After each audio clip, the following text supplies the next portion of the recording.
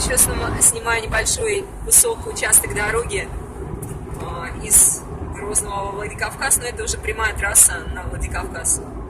Ну вот такая дорога, а есть ролик, который был снят в начале лета. Тут еще делали ремонтные работы автодорожные. Посмотрите этот ролик, если захотите. Дорога во Владикавказ и конец мая, по-моему, 2017. Сейчас вот октябрь, дорогу уже сделали. Вот так вот это все выглядит.